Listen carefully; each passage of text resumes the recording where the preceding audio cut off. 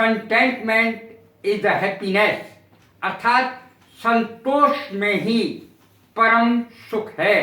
जो संतोषी है उसे कभी दुख नहीं होता, वो तो हमेशा संतोष में रहता है, संतुष्ट रहता है, खुश रहता है। आज मैं आपके लिए लाया क्या हूं, देखें। अप्लाई के साथ फॉर आएगा तो उसका क्या अर्थ होगा, इनमें अंतर क्या है। अप्लाई के साथ टू आएगा तो उसमें अंतर क्या होगा।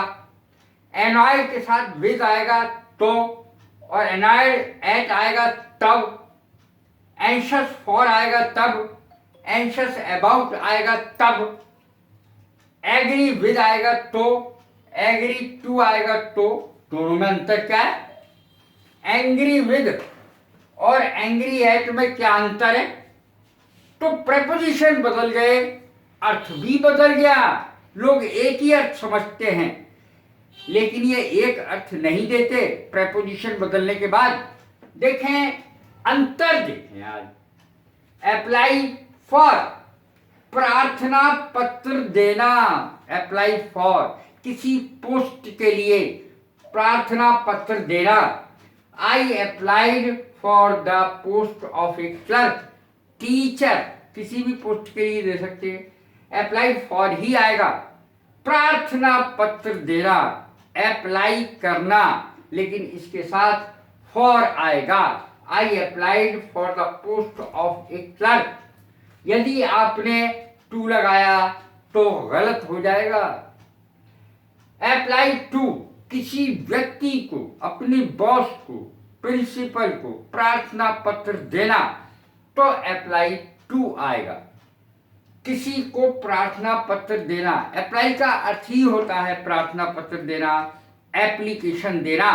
प्रार्थना पत्र की अंग्रेजी होती है application. I applied to the principal, मैंने प्रिंसिपल को प्रार्थना पत्र दिया। फॉर लीव, छुट्टी के लिए। एनॉयड विद, किसी से, व्यक्ति से नाराज होना, तब विद आएगा। I am annoyed with my classmate, मैं अपने क्लास के विद्यार्थी से, सहपाठी से नाराज हूं। अब देखें एनॉयड एट कब आएगा, विद की जगह एट लगा दे, अर्थ बदल जाएगा। किसी बात पर नाराज होना।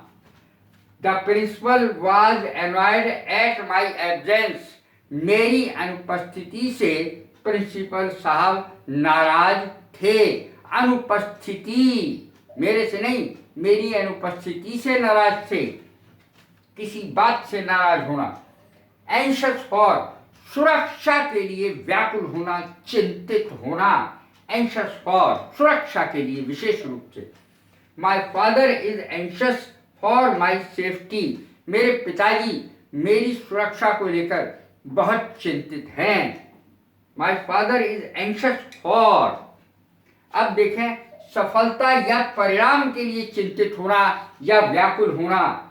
He is very anxious about his success, वो बहुत चिंतित है, पता नहीं हाई स्कूल का परिणाम मेरा कैसा आएगा, रिजल्ट कैसा आएगा, इंटर का रिजल्ट कैसा आएगा, बीए एमए रिजल्ट कैसा आएगा, मैं बहुत चिंतित हूँ।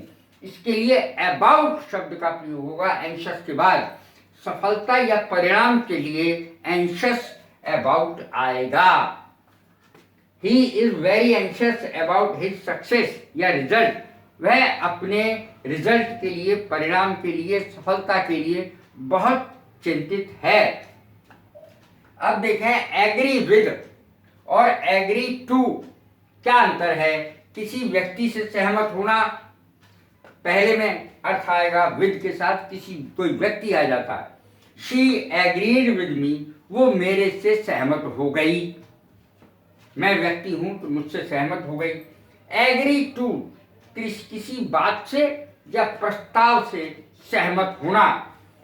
आई एग्री टू योर प्रपोजल, मैं तुम्हारे प्रस्ताव से सहमत हूं। अब देखें एंग्री विद कब आएगा, एंग्री एट कब आएगा। दोनों का अर्थ नाराज होना है। किसी व्यक्ति से नाराज होना तो विद आएगा। किसी व्यक्ति से नाराज होना, आई am angry with my friend, मैं अपने दोस्त से नाराज हूँ, मैं अपने भाई से नाराज हूँ, मैं अपनी सिस्टर से नाराज हूँ, किसी से भी नाराज हो सकते हैं।